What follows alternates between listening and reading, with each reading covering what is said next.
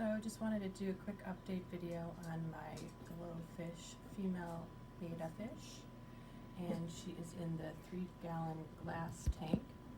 And I just had a mini heart attack because I've had her for about a week and a half. And it's an awesome tank. It's all glass, and then it has this glass top. And I had taken that off just because, you know, they have that labyrinth organ, and I wanted to make sure that enough oxygen was getting in there in case, you know, she needed to breathe or was having trouble adjusting. So I had taken that part off, and what that does is it also exposes you to the back filtration system. It's a little foggy right now because I just put this top on. So all of a sudden I had absolutely, I came in this morning and there was no glowfish in my tank. And so I was looking everywhere. I was looking like all around my like workspace, you know. Eventually I started like siphoning part of it, like looking for her, and I could not find her. And finally I took off the back part of the tank, and she had actually somehow like bloop, like jumped over into the back part. And so I guess that would be the main reason why, or one of the reasons why you want to keep this glass part on the top of your tank, so she doesn't flop out of the tank or flop into the filtration side of it. Luckily, she seems to be fine. What I had to do was, though, to get her, because it's such a narrow space back there, is I had to like siphon out the water so it was low enough so that I could then scoop her out with a net from the back and then put the water back in. That was the only way I could figure it out. I'm sure someone will have a comment here on how I could have done that differently or better, but I just wanted to keep the water that has already been cycled and the good bacteria that's already in there.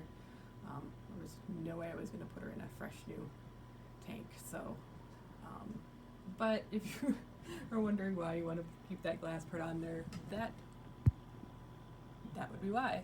So you can like slide it back a little bit, you know, to get some air in there, and I will take it off periodically, but I will definitely be keeping it on more consistently now. But I love, another thing I love about this is it has the different light features. So there's the blue, off, there's daylight. So I try and keep it off most of the time. I mean, it's got to be annoying for them, but I will say when I'm sitting here and I'm working, I do turn it on the blue cycle because it is cool. And then I've also got over here my tetras, my glowfish tetras. And they're doing great in their little tank. Got some jellies in there. And there's my logo.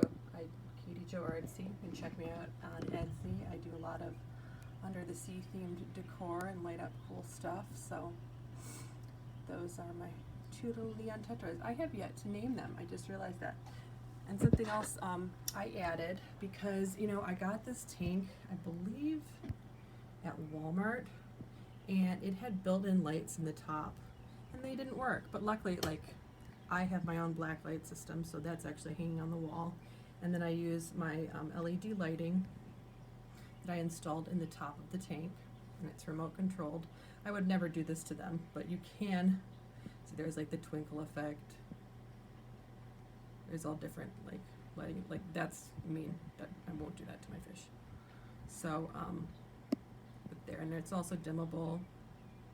I can set it to a timer.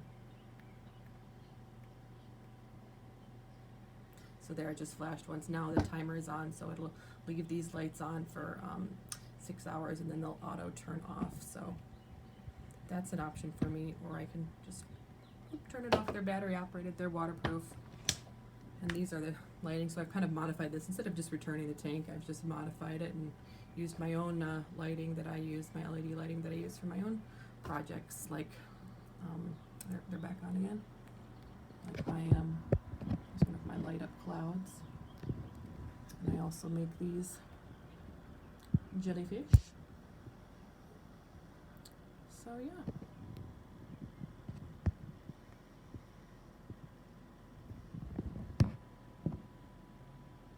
Oh, where did she go? Oh, there she is. See, now I've got like PTSD.